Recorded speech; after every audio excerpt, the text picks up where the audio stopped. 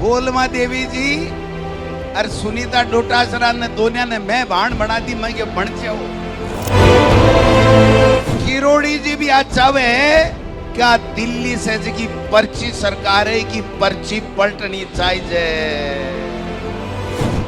राजस्थान की राजनीति में सियासी पारा चढ़ता जा रहा है। कांग्रेस प्रदेशाध्यक्ष गोविंद सिंह डोटासरा के ताजा बयान ने एक बार फिर से हलचलें मचा दी है। बीकानेर के श्री डूंगरपुर में आयोजित किसान महासम्मेलन में उन्होंने न सिर्फ भजनलाल सरकार पर तीखे हमले किए बल्कि पूर्व मंत्री डॉक्टर किरोड़ी लाल मीणा को अपने साडू भाई भी बना लिया है।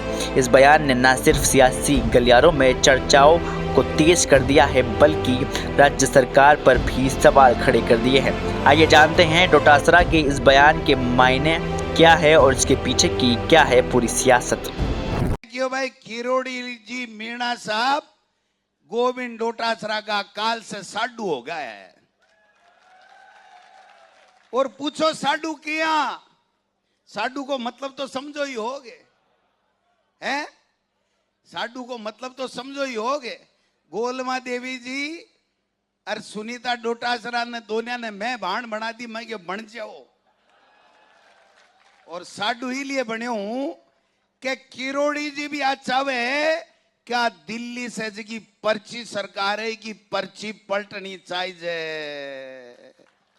और गोविंद डोटासरा भी आज चाहे कि जो किसान का काम नहीं कर रहा है, जो दलित पिछड़ों के साथ अपराध नहीं रोक पा रहा है, हमारे नौजवानों को नौकरी नहीं दे रहा है, वो दिल्ली से आई पर्ची राजस्थान में दोबारा बदलनी चाहिए। है कोनी दुनिया की समानता। अब भाई जी एक ही काम करना, साडू ही वह और कहीं वह। बीकानेर जिले के श्री डूंगरपुर में आयोजित किसान महासम्मेलन में कांग्रेस प्रदेशाध्यक्ष गोविंद सिंह डोटासरा ने रविवार को बड़ा बयान देकर सियासी हलकों में खलबली मचा दी है। डोटासरा ने कहा कि डॉक्टर किरोड़ी लाल मीणा अब उनके साडू भाई बन गए हैं और वे दोनों मिलकर भजनलाल सरकार का तख्ता पलट करना चाहते हैं। उन्होंने व्यंग्य करते हुए ये भी कहा कि उन्होंने मीणा की पत्नी गोलमा देवी और अपनी पत्नी सुनीता को बहन बना दिया है, इसलिए वह अब किरोड़ी लाल मीणा के साथ मिलकर इस सरकार को उखाड़ फेंकने का इरादा रखते हैं। डोटासरा ने भजनलाल सरकार पर निशाना साधते हुए कहा कि ये सरकार किसानों, दलितों और पिछड़ों के लिए कुछ नहीं कर रही है। उन्होंने केंद्र सरकार की भाजपा द्वारा थोपे गए मुख्यमंत्री की आलोचना करते हुए कहा कि दिल्ली से आई पर्ची सरकार ये है जो जनता की अपेक्षाओं पर खरा नहीं उतर रही है, इसे बदलने की सख्त ज़रूरत है। डोटासरा ने राज्य सरकार पर तीखे हमले बोलते हुए इसे सर्कस करार दिया है, जहां मुख्यमंत्री की बात मंत्री नहीं सुन रहे हैं और मंत्रियों की बात विधायक नहीं सुन रहे हैं और प्रशासन की पूरी तरह से दिल्ली के इशारों पर चल रही है।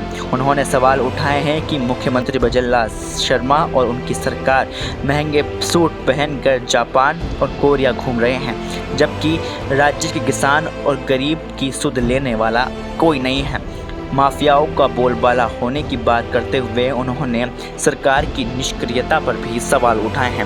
वहीं दूसरी ओर डॉक्टर किरोड़ी लाल मीणा ने पेपर लीक मामले में गहलोत सरकार पर निशाना साधा और गृह राज्य मंत्री जवाहर सिंह बेडम को घोटाले से जुड़ी कई फाइलें सौंप दी है। मीणा ने आग्रह किया है कि इन मामलों की निष्पक्ष जांच होनी चाहिए और दोषियों के खिलाफ सख्त कार्रवाई की जानी चाहिए।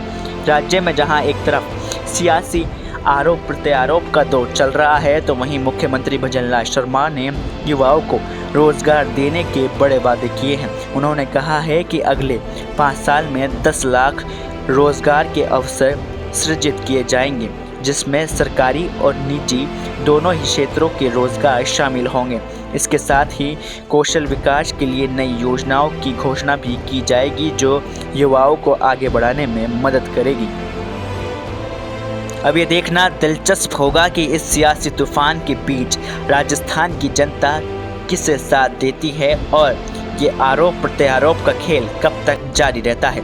फिलहाल राज्य की राजनीति में उथल-पुथल का दौर थमने का नाम नहीं ले रहा है। Bureau report, the fact India.